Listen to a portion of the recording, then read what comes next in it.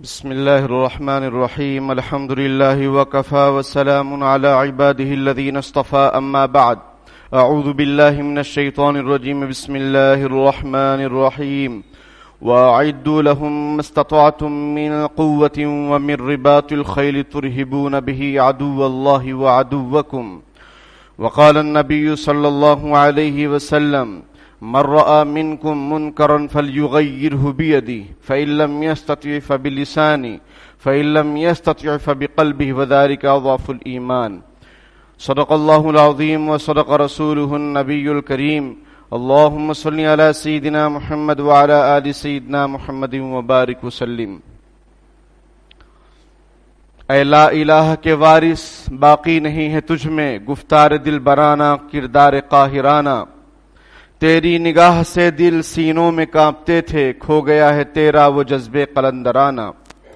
میرے بھائیوں، اس وقت امت مسلمہ پر جو حالات ہیں اور ہر طرف سے یلغار ہے، ہر طرف سے ایک چیخ و پکار ہے کہ ان کو ختم کرو، ان کو سیدھا کرو، اس کا علاج صرف یہ ہے کہ آپ اپنے اندر مضبوطی پیدا کیجئے، اپنے اندر حوصلہ پیدا کیجئے، اپنے اندر اتحاد پیدا کیجئے، اپنے اندر ایکتا پیدا کیجئے.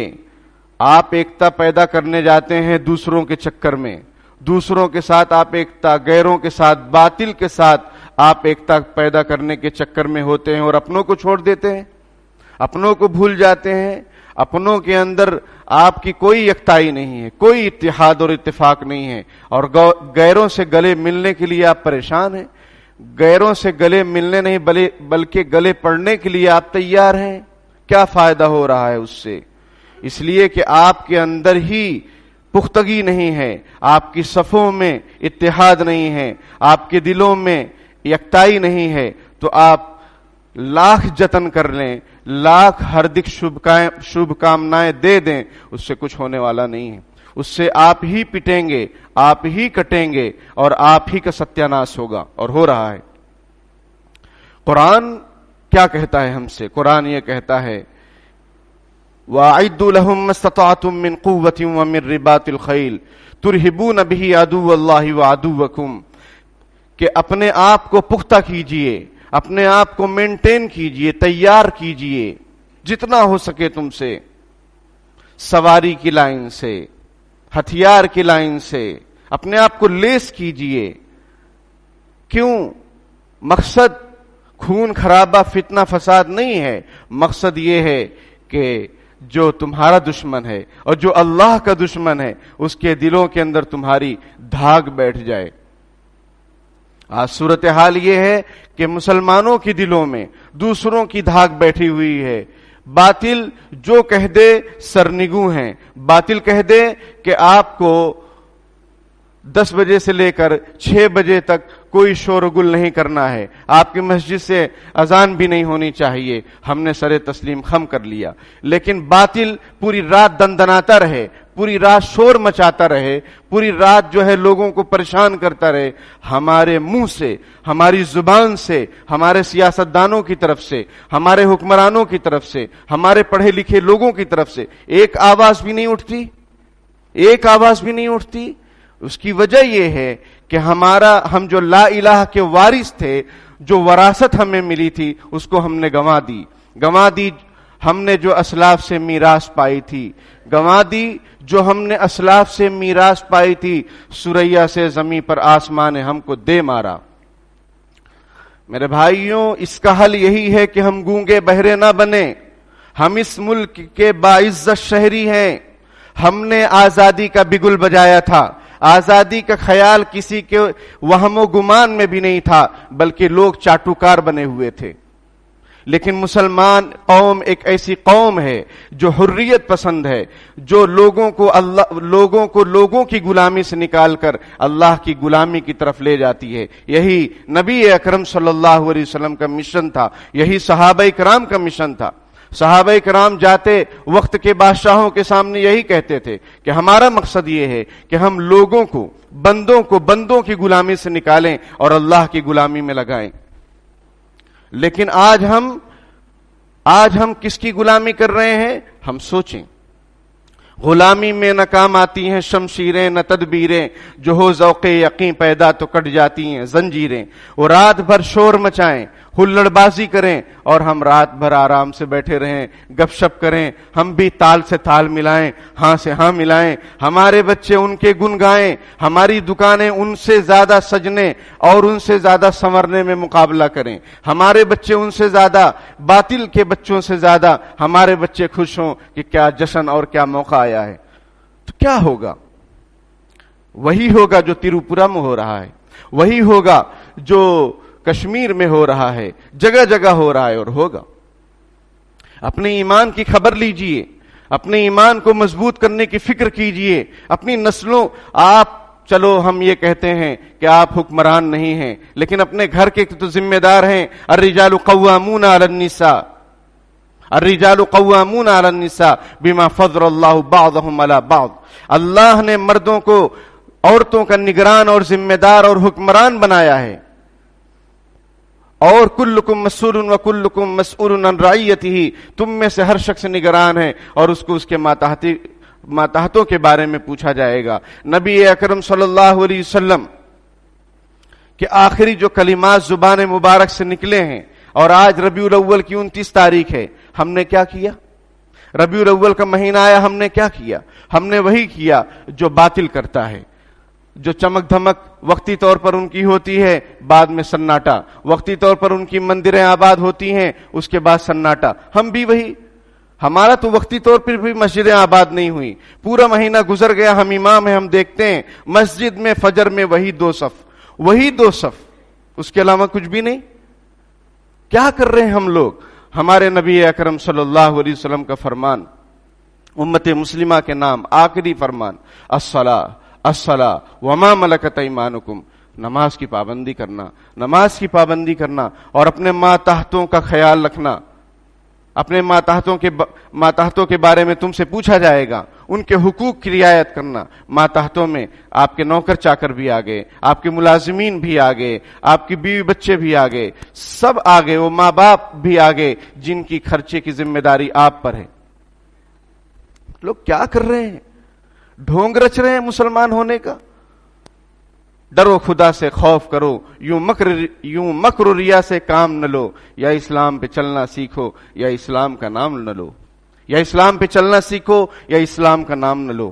ایک عالم آپ کو بتلا رہا ہے کہ تجارت آپ کو ایسی کرنی چاہیے، آپ کو تکلیف ہو رہی، آپ کہہ رہے ہیں یہ کیا ضرورت ہے اس کے بیان کرنے کی، ہمارا دل دکھ رہا ہے۔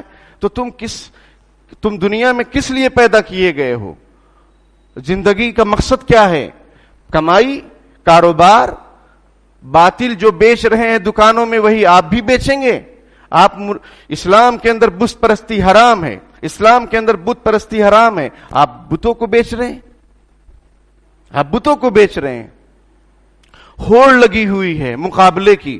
نبی اکرم صلی اللہ علیہ وسلم نے فرمایا کہ میری امت پر مجھے فقر و فاقہ کا ڈر نہیں ہے، تنگی بھوک کا ڈر نہیں ہے، کیونکہ امت نے اپنے پیٹ پر 1 پتھر باندھے تو ہمارے نبی نے 2 پتھر باندھے۔ اگر آپ چاہتے، اور آپ کو پیشکش کی گئی اللہ رب العزت کی طرف سے، اگر آپ کی چاہت ہو تو یہ مکے کے پہاڑ کو سونا بنا دیں جو آپ کے ساتھ ہمیشہ چلتے رہیں۔ ہمارے نبی نے فرمایا نہیں، اے اللہ میں تو یہ چاہتا ہوں کہ میں 1 وقت کھانا کھاؤں اور اس وقت آپ کا شکریہ ادا کروں، اور 1 وقت بھوکا رہوں تاکہ آپ سے گریہ وزاری کروں، دعا کروں۔ یہ ہمارے نبی کی شان۔ انہوں نے دولت کو، شہرت کو آپ نے پسند نہیں فرمایا۔ آپ نے فرمایا انا سید ولد آدم ولا فخر لی، میں اولاد آدم کا سردار ہوں لیکن مجھے اس پر کوئی گھمنڈ نہیں ہے۔ اور آج امت مسلمہ ایک دوسرے سے کاروبار میں، تجارت میں، مالداری میں، سیاست میں، ہر چیز میں ایک دوسرے سے بڑھنے کی اور ایک دوسرے کو کاٹنے کی اور ایک دوسرے کو ختم کرنے کی فکر میں۔ یہ ترقی کیسے کر سکتی ہے؟ اس کو اپنوں سے ہی الجھنے سے فرصت نہیں ہے تو یہ باطل کی افکار، ان کی نظریات اور ان کے کیا منصوبے اور عزائم ہیں، ان کی کیا فکریں ہیں اور ان کی کیا یلغار ہیں، اس کو ٹائم کہاں ملے گا؟ یہ تو اپنے اندر الجھی ہوئی ہے۔ شنیدم کے مردان راہ خدا، دل دشمنا ہم نہ کردن تنگ، تورا کہ میسر شود این مقام کی بات دوستانت خلاف است و جنگ. شیخ سعدی رحمۃ اللہ علیہ فرماتے ہیں کہ میں نے سنا کہ اللہ کے بندوں نے اپنے دشمنوں کے بھی دلوں کو تنگ نہیں کیا. اور تجھ کو یہ مقام کیسے حاصل ہو سکتا ہے؟ کیونکہ تیری تو آپس میں ہی جنگ چھڑی رہتی ہے. میرے بھائیوں، ہوش کے ناخن لیجئے. کہاں جا رہے ہیں ہم لوگ؟ فَأَيْنَ تَذْهَبُونَ إِنْ هُوَ إِلَّا ذِكْرٌ لِلْعَالَمِينَ. تم کہاں چلے جا رہے ہو؟ یہ قرآن تمام جہان والوں کے لیے نصیحت ہے. اس نصیحت پر عمل کرو تو یہاں پر بھی کامیاب اور آخرت میں بھی کامیاب. قرآن کو ہم نے چھوڑ دیا. قرآن کے سلسلے میں ہم نے بیان دیا کہ قبرستان جاؤ اور ٹانکے کو دیکھو کس طریقے سے بے ادبی کی جا رہی ہے. ہمارے سر میں جوں نہیں رینگ رہی ہے، ہمیں کوئی اس کی فکر ہی نہیں ہے. میں ممبر پہ بیٹھ کے کہہ رہا تھا کہ مجھے بلاؤ، میں آپ کو مسئلہ سمجھاؤں گا، لیکن کسی کو مسئلہ سمجھنے کی فرصت ہی نہیں ہے. کمیٹیاں کیوں بن رہی ہیں؟ یہ واہواہی کے لیے بن رہی ہیں. خدا کا خوف کرو. اللہ کے قرآن کی اس طریقے سے بے ادبی ہو رہی ہے تو کیا تم بچ پاؤ گے اور تمہاری نسلیں بچ پائیں گی؟ اللہ کے قرآن کی اس طرح سے لوگ لا رہے ہیں، چھوڑ کے چلے جا رہے ہیں، پھینک کے چلے جا رہے ہیں. کوئی دیکھنے والا نہیں. دیکھنے والا ہے، وہ دیکھ رہا ہے، سب کچھ دیکھ رہا ہے. اور تم کو اس نے نگران بنایا ہے، تم کو ذمہ دار بنایا. کس لیے بنایا ہے؟ تمہارے پاس ٹائم نہیں اس لیے بنایا ہے. تم کو نہیں ٹائم ہے، استعفیٰ دے دو. اعلان کر دو نوجوانوں کو اور شہر میں کہ ہم سے یہ ذمہ داری نہیں ہوتی ہے. ہم قرآن کی بے ادبی کو ہم قرآن کو اس کی بے ادبی سے نہیں بچا پا رہے ہیں، تو ہم گنہگار نہ ہوں، اس لیے ہم استعفیٰ دے رہے ہیں. جو اس کار خیر میں آگے بڑھنا چاہے، امانت داری کے ساتھ کام کرنا چاہے، وہ آئے اور کام کرے. لیکن نہیں، نہ کام کرنا ہے، نہ فکر کرنی ہے، نہ شریعت معلوم کرنا ہے، نہ اس پر چلنا ہے. بس صرف مسلمان، ان کو دعوت دے دو، لبیک، ہر وقت اس میں دعوت میں آگے. کوئی بھی کھانے کا فنکشن ہو اس میں حاضر، کوئی بھی باطل کے پروگرام ہو اس میں یہ فوٹو کھچانے کے لیے تیار ہیں اور فوٹو لگوانے کے لیے پورے شہر میں تیار ہیں کہ ہماری طرف سے ہردک شبھ کامنائیں. تم کو باطل سے نفرت دلانے کی تعلیم دیتا ہے اسلام. اسلام صرف ایک ہی دھرتی پر ایک مذہب ہے جو سچا ہے، برحق ہے. اس کے علاوہ جتنے طریقے ہیں سب مردود ہیں. لیکن تم کو تو سارے طریقے بڑے پسند ہیں اور اسلام ہی پسند نہیں ہے. نہ مسلمان پسند ہے، نہ قرآن پسند ہے. کیا ہو گیا ہے ہم لوگوں کو؟ صرف تقریر سننا ہے. تقریر تو ہوتی رہے گی. ہمارا دل یہ چاہ رہا تقریر ہی نہ کریں، آدھا گھنٹے بیٹھے رہیں ایسے چپ چاپ. آپ بھی بیٹھے رہو. کیونکہ کیا مقصد ہے تقریر کا؟ بیان کا مقصد کیا ہے؟ صرف کانوں کے مزے یا صرف بس ٹائم پاس کے آدھا گھنٹہ کس طریقے سے ہو جائے 12:40 کی ہم لوگ جمعہ پڑھے نکل جائیں. باتیں آ رہی ہیں اتنے دنوں سے، اتنی مدتوں سے، کوئی تبدیلی نہیں، کوئی عمل کرنے کے لیے تیار نہیں، کوئی اٹھ کھڑے ہونے کے لیے تیار نہیں. وہی بے راہ روی، وہی رفتار بے ڈھنگی، وہی راتوں کو دیر تک جاگنا. اب اللہ کا شکر ہے کہ حالات معمول کے مطابق ہو گئے ہیں، تو ہماری زندگی بھی وہی پرانے معمول کے مطابق، وہی دکان راتوں تک جاری رہنا، چالو رہنا، راتوں تک دیر تک جاگنا. پولیس کا ڈنڈا آتا تھا فوراً دکان بند کر لیتے تھے. اللہ رسول کے فرمان کی کوئی اہمیت نہیں کہ عشاء کے بعد میں بات کرنے کو ناپسند فرماتا ہوں. اللہ کے نبی کا فرمان کہ مجھے یہ پسند نہیں ہے کہ عشاء کے بعد لوگ دنیاوی بات چیت کریں. ہاں کوئی دینی پروگرام ہو، کوئی دینی جو ہے درس و تدریس ہو، علم سیکھنا سکھانا ہو، اس کا مسئلہ الگ ہے. لیکن دیکھیے کس قدر سے بے حسی ہے ہمارے اندر. ہمیں پولیس کا ڈر ہے، انتظامیہ کا ڈر ہے، لیکن اللہ رسول کے پولیس اور اللہ رسول کے احکامات اور ان کے سامنے جواب دینے کا کوئی احساس ہی نہیں ہے. نہ ہم کو ہے، نہ ہماری اولاد کو ہے. ہماری اولاد بھی باطل کے جشن میں جا رہی ہیں اور وہاں سے وہ کھڑیے وغیرہ لے رہی ہیں، دیے وغیرہ لے رہی ہیں اور وہ بھی جلا رہی ہیں. ہماری اولاد تو ہم پیدا کر کے بھول جا رہے ہیں. پیدا کر کے بھول جائیں گے، حساب کون دے گا؟ حساب آپ کو ہی دینا ہوگا. پیدا کر کے بھول جانا یہ حل نہیں ہے مسئلے کا. مسئلے کا حل یہ ہے کہ آپ ان کی تربیت کیجئے، ان کی فکر کیجئے، ان کی دیکھیے یہ کیا کر رہے ہیں، کیا کھیل رہے ہیں، کون سا کھیل کھیلتے ہیں، کس کے ساتھ کھیلتے ہیں، اور ایجوکیشن کا کیا حال ہے. اس پر تو کئی مرتبہ کہا جا چکا ہے کہ زنا اور ارتداد بند نہیں ہو سکتے جب تک کہ کوئی ایجوکیشن کے سسٹم کو مسلم معاشرہ ختم نہ کرے. نہیں سمجھ میں آیا ہوگا، پھر سے سنو. زنا اور ارتداد، ارتداد یعنی اسلام کو خیر بات کہہ دینا. غیر کے ساتھ بھاگ جانا، چاہے وہ آپ کا بیٹا ہو چاہے بیٹی ہو. یہ سسٹم کبھی نہیں ختم ہوگا، قیامت تک ختم نہیں ہوگا جب تک کہ ہم ایک چیز پر زیادہ توجہ نہ دیں. بہت سارے اسباب ہیں، ان میں سے ایک بڑا سبب، عظیم سبب یہ ہے کو ایجوکیشن،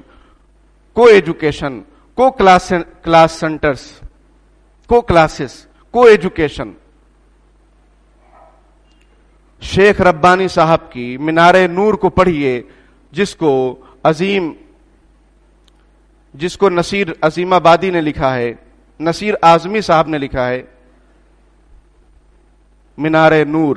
اس میں وہ لکھتے ہیں کہ شیخ ربانی صاحب نے یہ اسکول تو بنایا، لیکن بچیوں کی تعلیم کی فکر ہوئی تو اس کے لیے زنانہ اسکول الگ سے بنایا تاکہ اسلامی روح بھی زندہ رہے اور حدود شریعت پر بھی عمل ہو. ہم لوگ کیا کر رہے ہیں؟ یہ اپنے جو مورثین ہیں، ان کی جو وراثت ملی ہوئی ہے، اس کو ہم لوگ تباہ اور برباد کر رہے ہیں اور کچھ نہیں کر رہے ہیں. اور اس کے چکر میں اپنی نسلوں کی تباہی کا سامان ہم تیار کر رہے ہیں. گنوا دی ہم نے جو اسلاف سے میراث پائی تھی، سریا سے زمین پر آسمان نے ہم کو دے مارا. یاد رکھیے، باطل سے مقابلے کی طاقت اسی وقت آپ کے اندر پیدا ہوگی جبکہ آپ کا دل اور ایمان مضبوط ہو. آپ باڈی بلڈر بن جائیں، آپ خوب کسرت کر لیں، اس سے کام نہیں چلے گا. هو الذی ایدک بنصرہ وبالمؤمنین، وہ ذات ہے جس نے آپ کی مدد کی، آپ کی تائید کی اپنی مدد کے ذریعے سے اور مومنین کے ذریعے سے. یا ایھا النبی حسبک اللہ ومن اتبعک من المؤمنین، اے نبی اللہ آپ کو کافی ہے. ولقد نصر، اور مومنین کافی ہیں آپ کو. وَلَقَدْ نَصَرَكُمُ اللَّهُ بِبَدْرٍ وَأَنْتُمْ أَذِلَّةٌ، اللہ نے تمہاری مدد کی بدر کے اندر حالانکہ تم بہت کم تھے، کمزور تھے. ہم پارٹی بندی کے اندر پڑے ہوئے ہیں، ہم سوچ رہے ہیں ہمارے اندر اتنی طاقت آ جائے تب ہم کام کریں گے. وہ طاقت کبھی نہیں آئے گی. آپ اٹھ کھڑے ہوجئے، جتنا ہو سکے اتنا اسلام کی سربلندی کے لیے. اور اسلام تو سربلند ہو کر رہے گا. هو الذی ارسل رسولہ بالہدی ودین الحق لیظہرہ علی الدین کلہ، یہ اللہ کا فرمان ہے کہ اس نے رسول کو بھیجا ہے ایک دین ہدا اور دین برحق لے کر رسول آئے ہیں، اور وہ دین ایسا ہے کہ وہ تمام ادیان پر غالب ہو کر رہے گا. اللہ اس کو غالب کریں گے چاہے جس کو جتنا بھی برا لگتا رہے. تو غالب کون کرے گا؟ اللہ تعالی. لیکن ہماری اور آپ کی سیفٹی، ہماری اور آپ کی حفاظت اس میں ہے کہ ہم اسلام کی سربلندی کے لیے کام کریں. اسلام بھی محفوظ رہے گا اور آپ بھی محفوظ ہو جائیں گے اسلام کی سربلندی کی کوشش کے نتیجے میں. یا ایھا الذین آمنوا ان تنصروا اللہ ینصرکم ویثبت اقدامکم، اے ایمان والو اگر تم اللہ کے دین کی مدد، اللہ کی مدد کرو گے، اللہ تمہاری مدد کرے گا اور تمہارے قدموں کو جما دے گا. وَإِن تَتَوَلَّوْا يَسْتَبْدِلْ قَوْمًا غَيْرَكُمْ ثُمَّ لَا يَكُونُوا أَمْثَالَكُمْ، اور اگر تم روگردانی کرو گے اور اپنے خاندانی مسلمان ہونے پر تمہیں بڑا فخر ہوگا کہ ہمارے ابا ایسے تھے، پدرم سلطان بود، میرے ابا تو بڑے بادشاہ تھے اور بڑے سلطان تھے، تو چے بود، تو کیا ہے؟ تو کیا ہے؟ تو کیا ہے؟ تو کیا کر رہا ہے؟ تیرے ابا نے، تیرے وارثین نے، تیرے مورثوں نے، تیرے اگلوں نے، تیرے اسلاف نے تو بڑی قربانیاں دی اس شہر کو بسانے کے لیے، اس شہر کو بنانے کے لیے. یہاں کے اسکول، یہاں کے کالج اور یہاں کی مسجدوں اور مدرسوں کو آباد کرنے کے لیے، مسلمانوں کی تہذیب کو باقی رکھنے کے لیے بہت ساری لائبریریاں تیرے آبا و اجداد نے بنائی. تو کیا کر رہا ہے؟ تو طرح طرح کی دکانیں کھول رہا ہے، طرح طرح کے اڈے کھول رہا ہے، اور جو لائبریریاں ہیں ان میں تو کیڑے پڑ رہے ہیں.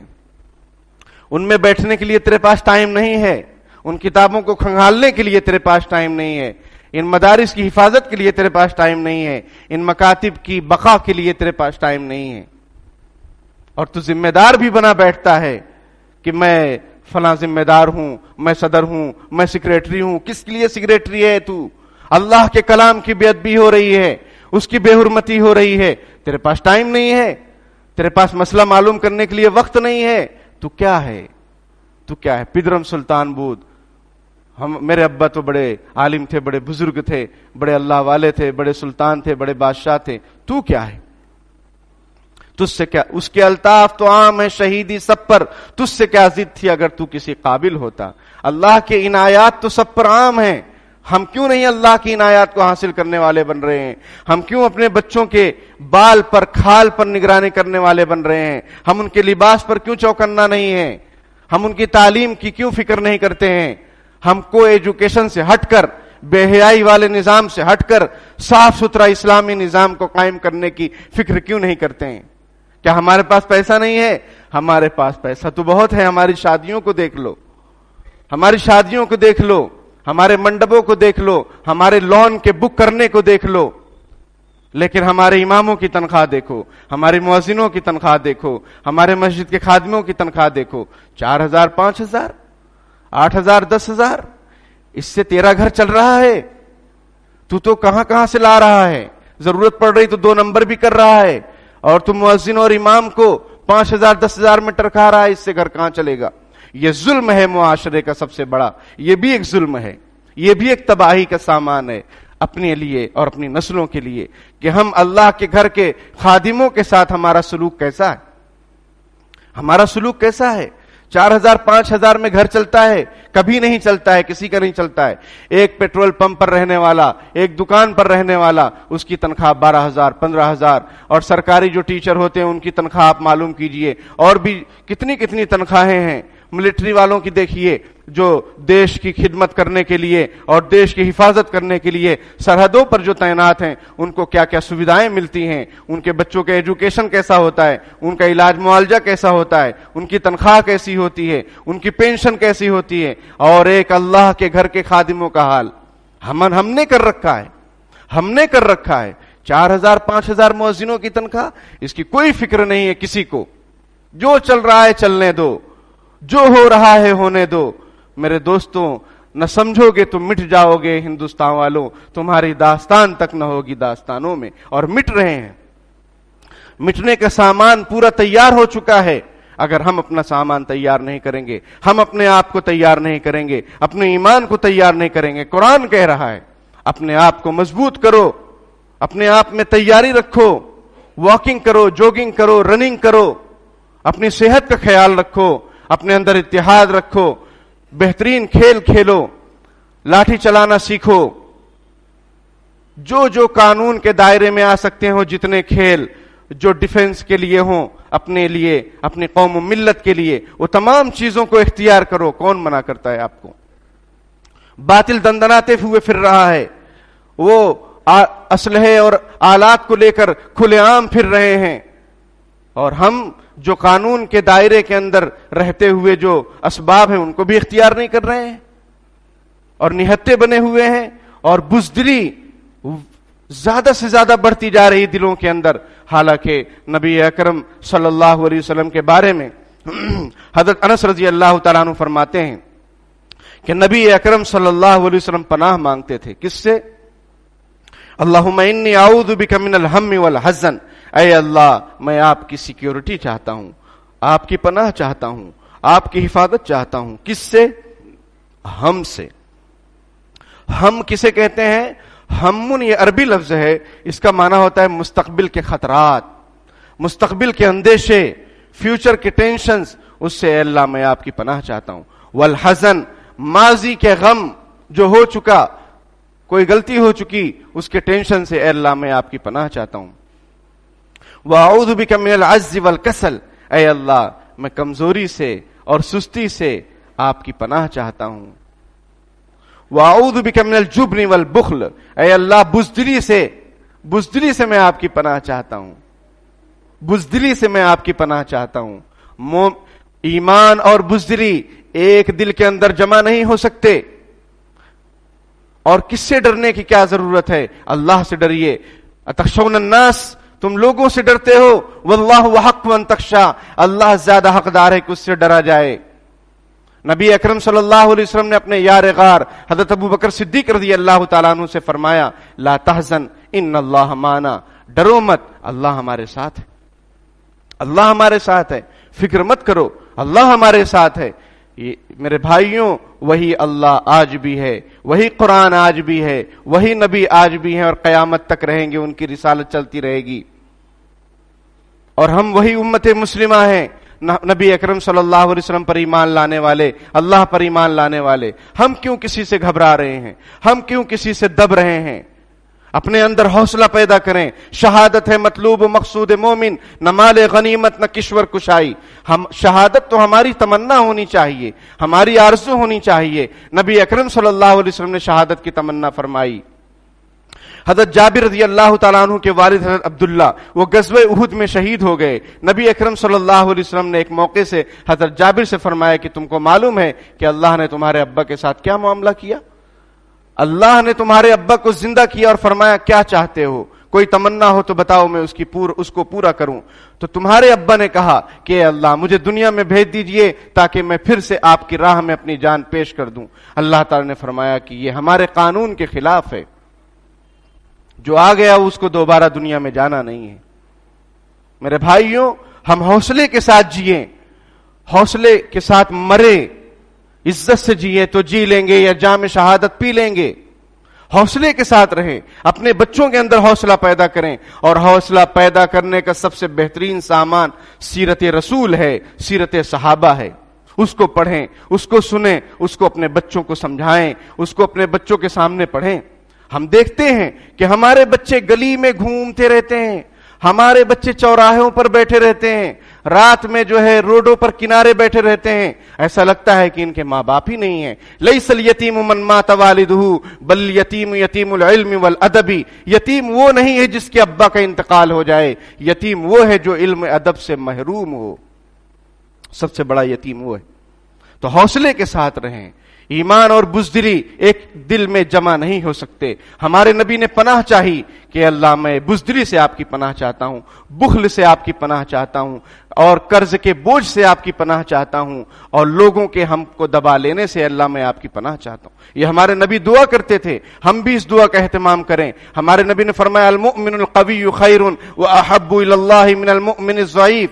طاقتور مومن اور مضبوط مومن اللہ کو وہ زیادہ بہتر ہے اور اللہ کو بہت زیادہ پسندیدہ ہے کمزور مومن سے. یہ ہمارے نبی کا فرمان ہے.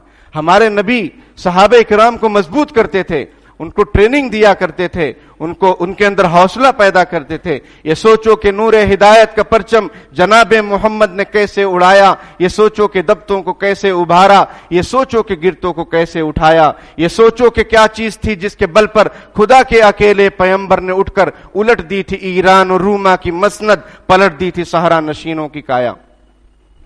میرے دوستوں، اونٹوں کو چرانے والوں نے تہذیب کی شمع روشن کی، تہذیب کی شمع روشن کی اونٹوں کے چرانے والوں نے. حضرت عمر رضی اللہ تعالیٰ عنہ فرماتے ہیں کننا اذل قوم فاعزنا اللہ بالاسلام. ہم لوگ بڑے ذلیل لوگ تھے، اللہ نے اسلام کی وجہ سے ہمیں عزت عطا فرمائی. اور جب بھی ہم اسلام کے علاوہ طریقوں میں عزت کو تلاش کریں گے فاذلنا اللہ، اللہ ہم کو ذلیل کر کے رکھ دے گا.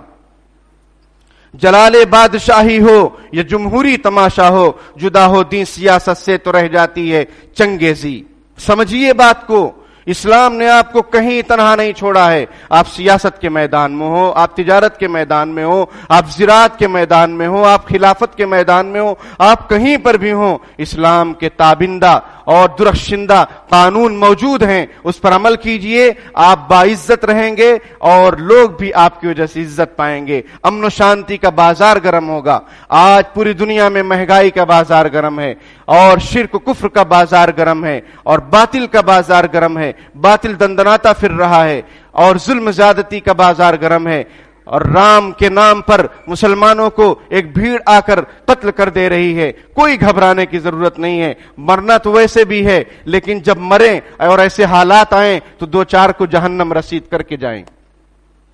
شیخ الاسلام حضرت مولانا حسین احمد مدنی رحمت اللہ علیہ نے آزادی کے بعد جب دیکھا کہ فرقہ وارانہ فسادات ہو رہے ہیں اور مسلمانوں کے اندر خوف و ہراس مبتلا ہے، مسلمان خوف و ہراس کے اندر مبتلا ہے، ڈر کے اندر مبتلا ہے، تو حضرت نے ایک جملہ ارشاد فرمایا. آج میں اسی کو آپ کے سامنے عرض کرتا ہوں کہ یہ ملک جمہوری ہے، جمہوریت اس ملک کی شان ہے. اس کو اگر ایک رنگ سے رنگنے کی جو بھی کوشش کرے گا وہ اپنی منہ کو کھائے گا اور وہ ناکام ہوگا. حضرت مدنی رحمت اللہ علیہ نے فرمایا کہ یہ ملک جمہوری ہے، تم اپنی طرف سے اقدام مت کرو، پہل مت کرو، کسی پر حملہ مت کرو، لیکن اگر تم پر کوئی حملہ کرے اس کو چھٹی کا دودھ یاد دلا دو. یہ میں آپ سے عرض کرنا چاہتا ہوں.